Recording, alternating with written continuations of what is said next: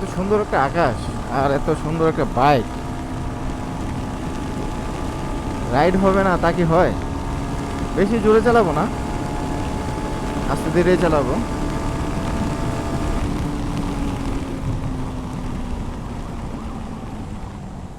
ওরে breaking, super super.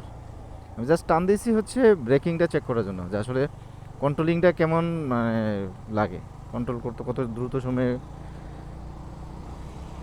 Control করা যায়। যেহেতু ডুয়েল চ্যানেল এবিএস, আর এটা সম্পর্কে নতুন করে কিছু বলার নাই, ব্রেকিং তো পুরা 100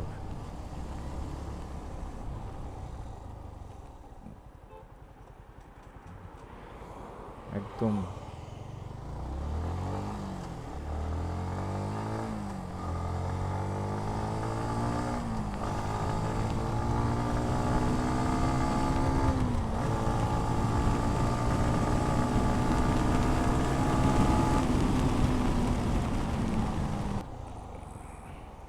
সুপার সুপার,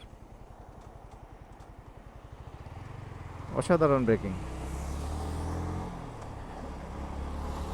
এটা সিটিং পজিশনে একটু দ্বিমত আছে, আমার কাছে একটু হার্ড লাগছে সিটটা। তারপরে ওই যে পিলন ছিল, বৌদি ছিল পেছনে দাদার, বৌদির জিজ্ঞেস করলাম পিলনে কমফোর্টনেস কেমন। বলছে যে সিবিআরে যে কমফোর্টটা পাইতো এখানে এমটিতে ওই কমফোর্টটা নাই। তার মানে এটা পিলন সিটটা হার্ড হওয়ার কারণে কমফোর্টেবল পাচ্ছে না।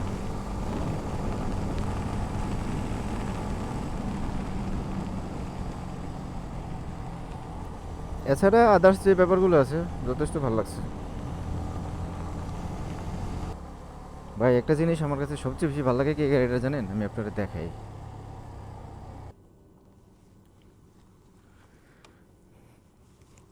MT-15 যে সাসপেনশনটা আছে না, ইউএসডি, বা এটা আমার কাছে সেই লাগে।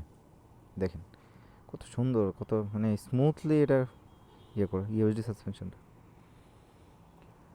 আমার কাছে সেই লাগে। না, গাড়ি নতুন করে কিছু বলার নাই। কারোর পছন্দ যখন থাকে, পছন্দ হলে কিনবেন আর চালাবেন, আর কিছু বলার নাই। এই বাংলাদেশে আপনি রেগুলার রাইডের জন্য, আপনি ট্যুর করার জন্য, মানে এর চেয়ে বেটার অপশন আর হইতে পারে না। MT-15-এর উপরে আমার কাছে মনে হয় না বাংলাদেশে আর কোনো মানে অপশন থাকার কথা। আপনি রেগুলার রাইড বলেন, আর কি জানি বলে ট্যুর করা বলেন, সব মিলে একদম পারফেক্ট একটা পারফেক্ট একটা গাড়ি হচ্ছে MT-15।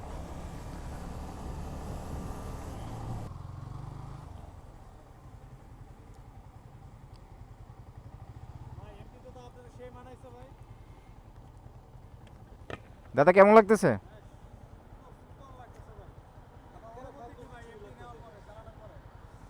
চালানোর পরে মনে হচ্ছে কি জানেন, মানে আমার বাইকটা সামনের সপ্তাহে চেঞ্জ করে এমটি নেই।